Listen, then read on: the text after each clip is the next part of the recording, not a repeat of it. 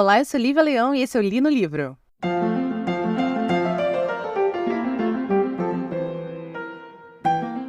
Feliz Halloween a todos que comemoram Halloween, feliz Dia do Saci a todos que comemoram o Dia do Saci. O importante é comemorar uma datinha macabra, porque, afinal de contas, não tem nada mais gostoso do que comer docinhos e tomar pumpkin spice latte e se vestir de qualquer coisa pra ter uma desculpa pra beber com os amigos. Então, por isso que eu adoro Halloween. Eu faço aniversário em outubro, então pra mim é mais um motivo ainda pra comemorar, pra fazer festa e tal. E hoje, infelizmente, terminamos também o nosso especial Halloween que vocês ouviram durante as quintas-feiras de outubro. Esse episódio em específico era para ter sido lançado na quinta-feira passada, mas aí eu tive o problema lá de não conseguir gravar. Então estou trazendo para vocês, o que tá tudo bem, porque aí a gente acaba comemorando com um episódiozinho extra essa data tão legal que é o Halloween. E o conto do King de hoje se chama Eu Sou o Portal, mas há muito tempo atrás, quando eu peguei pela primeira vez esse livro para ler, que é o livro Sombras da Noite, ele não se chamava, na edição que eu li em Belém do Pará, eu devia, ter 13, 14 anos, ele não se chamava Eu Sou o Portal, ele se chamava Eu Sou o Umbral da Porta. Umbral, para quem não sabe, é como se fosse a batente, da porta. Mas eu gosto desse título Eu Sou o Umbral da Porta, porque tem uma coisa meio espiritismo no meio desse título, já que, segundo o espiritismo, quando você morre e aí você não é uma pessoa muito evoluída, você vai para essa dimensão chamada umbral, que você sofre e paga seus pecados, enfim, eu não vou entrar em detalhes porque também não sou espírita e nunca fui. Mas então acho que dá um peso a mais para esse título original, a palavra umbral. Porém, agora, nessa última versão, o nome é Eu Sou o Portal. E, apesar de tudo, este conto, ele não é um conto sobrenatural. Ele é um conto pura e completamente de ficção científica, quiçá terror cósmico, tá? É o segundo conto desse mesmo livro que a gente traz aqui no Li no Livro, que flerta com o terror cósmico. O primeiro, que é o conto baseado, que é um prequel de A Hora do Vampiro, que é o Jerusalem's Lot, esse conto que eu trouxe pra vocês, que eu acho que eu trouxe o começo do ano, se eu não me engano, ou foi o começo do ano passado, as coisas já se embaralham na minha cabeça. Ele não flerta, ele claramente é terror cósmico, digo até mesmo que ele é uma grande homenagem ao Lovecraft. Esse aqui, ele flerta com o terror cósmico. Ele tá para Lovecraft, ele lembra um pouco mais, assim, a cor que caiu do espaço, sabe? Do que, por exemplo, o chamado de Cthulhu, que é o que o primeiro conto lembra. O que mostra, então, que Stephen King é um fã de terror cósmico e sabe diferenciar a pessoa da obra, Porque a gente sabe que Lovecraft não era a pessoa mais legal do mundo, porém, a obra dele para o terror é, assim, fabulosa. Aliás, já tive muitas vezes vontade de trazer aqui o Nas Montanhas da Loucura, porque é um livro que eu li e eu amo e acho fabuloso. Embora lá a criatura, lá, o Lovecraft tenha seus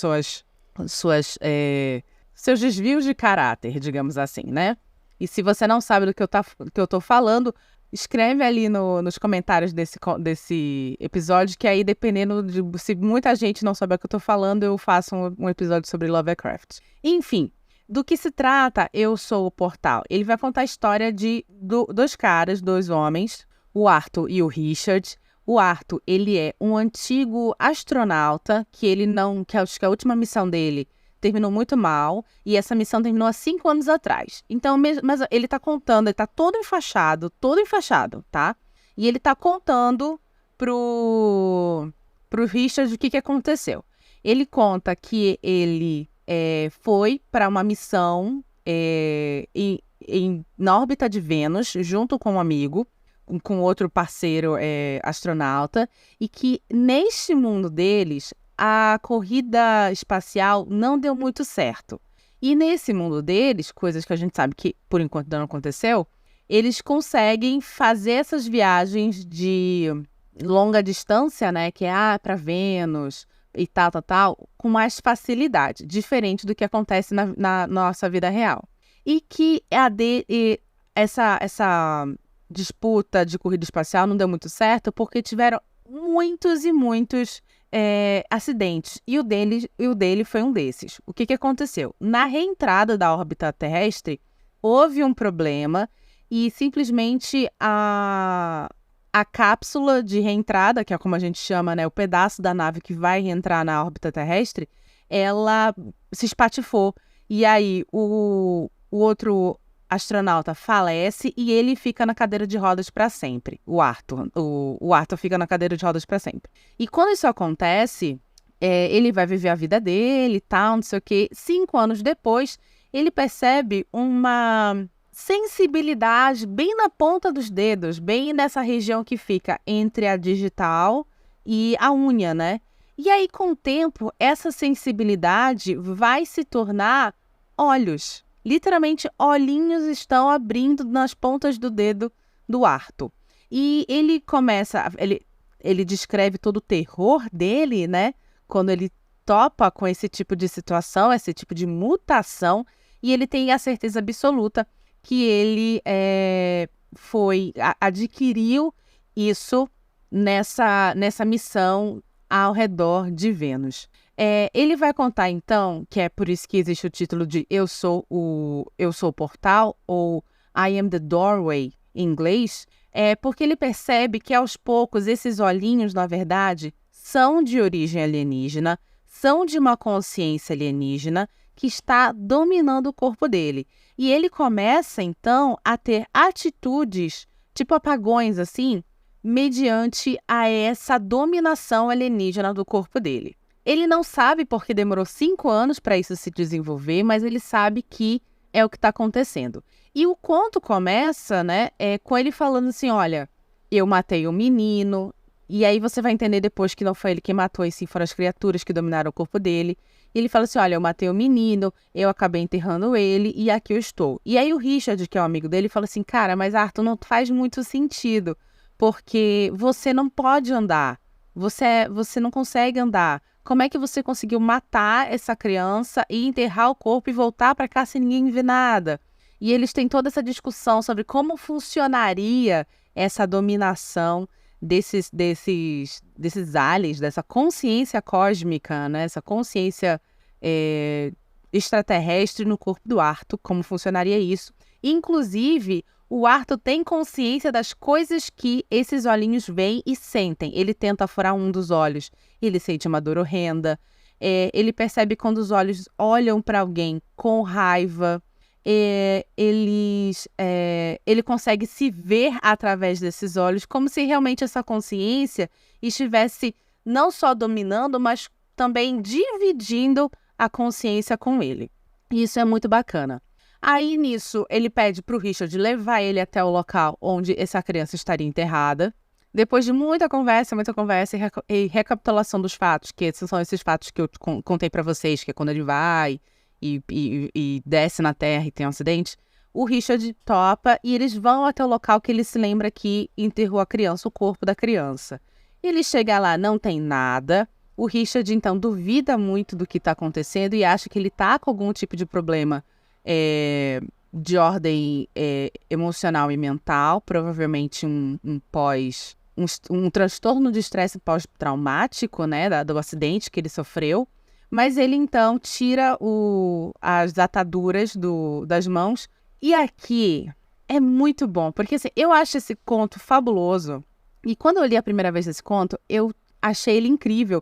Mas, assim, criança não entende muito bem porque achou incrível. Hoje em dia, relendo, eu entendi claramente. O King, ele narra essa história de uma maneira muito inteligente. Ele fala que o Arthur, ele tira as ataduras da mão, né? Mas ele não fala o que o Richard vê. Ele só fala que o Richard se assusta e sai correndo pela praia. Porque eles moram na Flórida e ele matou e enterrou essa criança na areia, na praia, né? Péssimo lugar. Péssimo lugar. Enfim, aí o Richard se assusta, mas em nenhum momento o King descreve o que é isso, o que ele viu nas mãos do Arthur, e sai correndo pela praia. E tá meio que chovendo, então vem um raio e acerta o Richard, coitado, né? lugar errado, hora errada.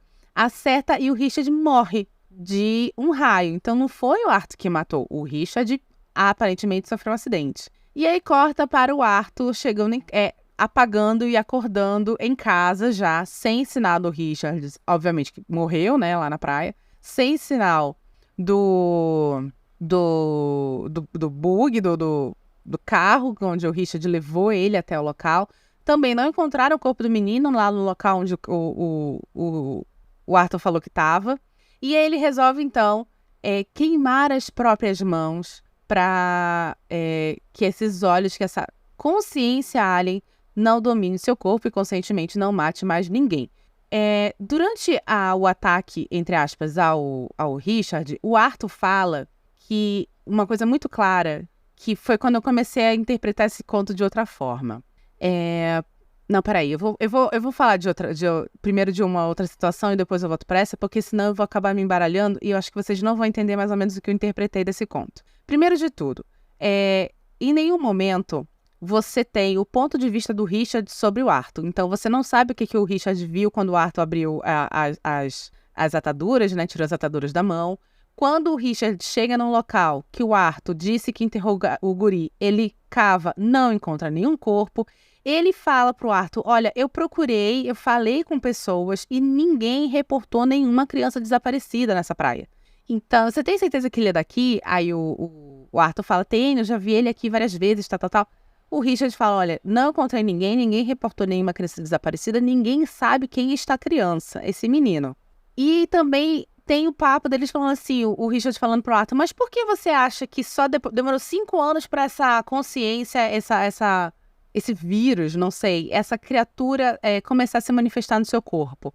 E o Arthur também não encontra nenhuma explicação para isso. Então, assim, o King, ele vai tecendo a história para que você tenha muitas dúvidas se aquilo é real ou não. Se não é apenas uma grande criação da cabeça do Arthur, um grande processo de trauma pelo que aconteceu com ele, por todo o processo, a gente sabe, né? O processo de ficar no espaço durante meses, até anos, e voltar para a Terra por si só, já é emocionalmente exaustivo, quiçá um acidente onde o seu colega morre e você fica paralítico para o resto da vida.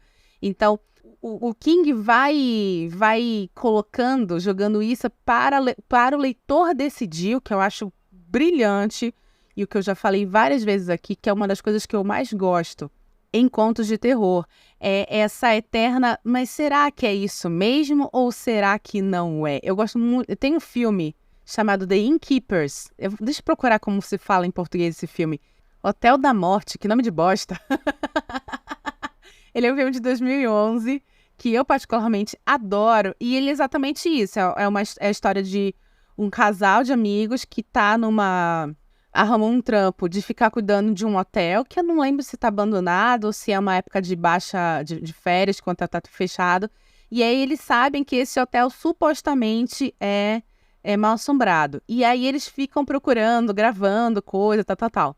Mas o bacana do Innkeepers é que apenas um deles, a menina do casal, é assombrada, começa a ter situações paranormais ali dentro. O cara não. Então você sempre fica em dúvida se a menina tá louca ou se realmente a menina tá vendo coisa e por algum motivo o cara não. A mesma coisa eu falo do livro do Exorcista, que é um livro muito legal. No livro do Exorcista, a história é contada pelo ponto de vista do policial que está investigando o caso. E não como, por exemplo, do filme, que é contada pelo ponto de vista do padre. Então, eternamente, esse policial que está acompanhando esse caso, ele está ali tentando entender se essa criança, ela é realmente uma criança que tem um problema de ordem espiritual, ou se ela é uma criança que, sei lá, vítima de abandono e abuso, porque o pai não sei o quê, porque a mãe sei lá o quê, papapá, e ela está manifestando esse tipo de situação que, na verdade, tem um fundo ali psicossomático. Esse tipo de questionamento, esse tipo de dualidade durante a história, de terror especificamente, eu amo. E é isso que o King me dá aqui. Tanto que, para mim, a cena que ele tira as bandagens da mão, cara, é muito boa, porque tá acontecendo uma chuva, então as bandagens estão sendo tiradas e ao mesmo tempo tá caindo raios, assim. O King, ele descreve muito bem, né? Ele descreve, tanto que ele escreve calhamaços e calhamaços. Porque ele faz isso, ele tira um tempo para situar o leitor naquela cena e, com essa descrição, criar o verdadeiro clima e direcionar também a atenção do seu leitor. É linda, linda, do ponto de vista literário, maravilhoso. É assim, nossa, realmente, esse conto é 10 de 10. E quando ele omite a informação do que o Richard viu ali, ele tá fazendo isso, ele não tá te dando a interpretação de bandeja. Ele tá fazendo você tomar um lado. E aí, o que o Richard viu? O Richard viu mãos ensanguentadas, porque o cara realmente matou uma criança, ou matou outra coisa. Ele viu realmente dedinhos com olhinhos. O que ele viu? O fato é que algo ele viu e ele saiu correndo e, por uma fatalidade, ele morreu. Então, é bacana isso, porque ao mesmo tempo que você não sabe se essa criança existe, que não foi encontrado nenhum corpo, você tem o fato que o Arthur realmente tem um problema de locomoção e chegou em casa sozinho depois disso. E se na verdade o Richard não morreu? E se na verdade ele só não viu o Richard por ali? Então, assim, são vários questionamentos que ele não te dá de bandeja as respostas, mas ele faz você interpretar. Isso é muito bacana. Pronto, agora eu vou voltar ao ponto que eu queria voltar desde o começo. Existe uma frase neste ponto específico, que é do clímax do conto, que é desatar as bandagens da mão, que é maravilhosa. É uma frase que ele fala assim, que ele desata as bandagens, tira as bandagens, e aí os olhinhos olham para o Richard. E ele consegue, lembra que ele meio que compartilha os pensamentos com os olhinhos? E ele começa a pensar assim, do tipo, essa criatura nojenta, ele olha pro Richard, né? Os olhinhos olham pro Richard e são tomados por um ódio, por um asco. E é quando ele percebe que o Richard pode ser machucado, ele fala pro Richard correr. Mas, antes disso, tem uma frase que ele fala assim, que ele olha, ele mesmo, não os olhinhos, olha para o Richard e fala que vê aquele rosto. Deixa eu pegar exatamente essa fala, que eu acho que é mais fácil. Que eu sou péssima para descrever coisas. Vocês sabem muito bem disso, né? Cadê? Tá aqui, ele fala: eu olhava para Richard e eles olhavam para Richard. Eu via um rosto que parecia havia 5 anos e passara a amar. Eles viam um monolito vivo e distorcido. Para mim, nessa frase, eu vi um rosto que eu conheci havia 5 anos e passara a amar. Fica subentendido que Richard, para mim, tá? Lívia Leão. Li no livro, Lívia Leão. Richard e Arthur são um casal gay. Ah, Lívia, mas o que isso tem a ver? O que isso traz para a história? Isso, para mim, traz um peso muito grande para a história. Por quê? Não obstante ele tenha descrito que matou uma criança, né? Porque é um menino, então isso por si só já é pesado.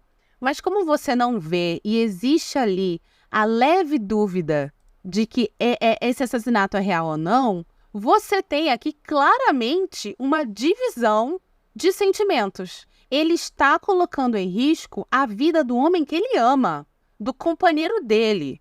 Então, para mim, se realmente essa interpretação for correta da minha parte, de que Richard e Arthur são um casal gay que tem um relacionamento, torna muito mais pesado, torna muito mais significativo o asco que ele em seguida sente do Arthur, do Richard, e que arrisca a vida do Richard a ser assassinado pelas suas mãos. Exatamente é isso que o Richard fala. Ele fala assim, o Stephen King fala: ele deu um passo involuntário para trás. Seu rosto se deformou como um súbito incrédulo terror.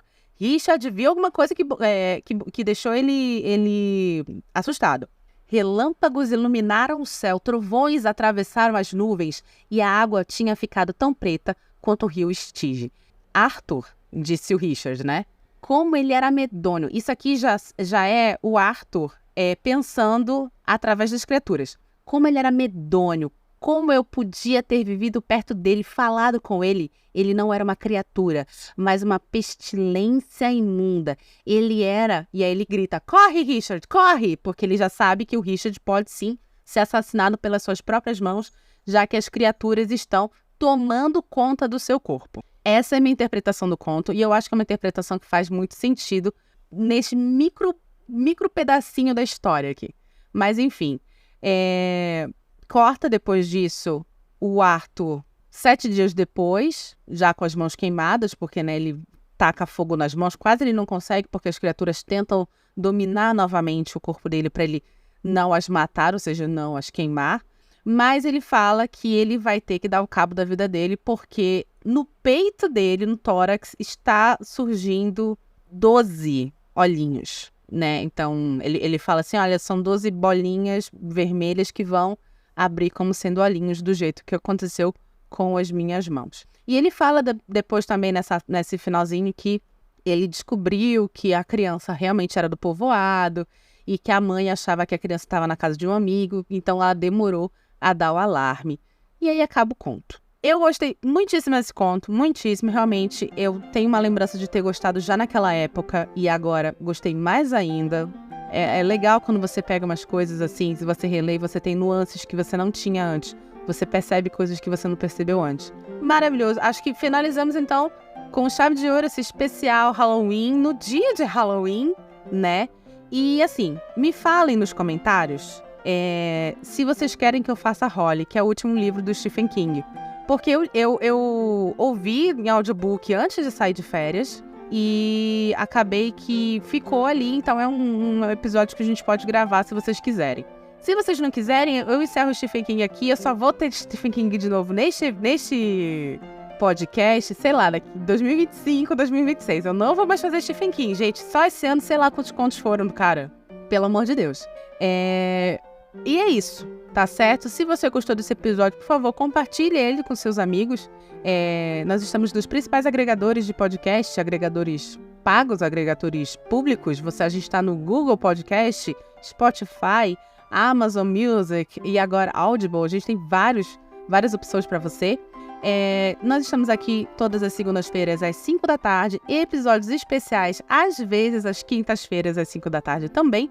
Por favor, assine a nossa newsletter. Hoje já não dá mais para você receber a de Halloween, mas você pode se inscrever ainda no link abaixo para receber a newsletter de novembro, que vai ao ar que vai ser enviada para você, na verdade, no último dia de novembro, tá bom? Eu sou Lívia Leão e esse foi o Li no Livro.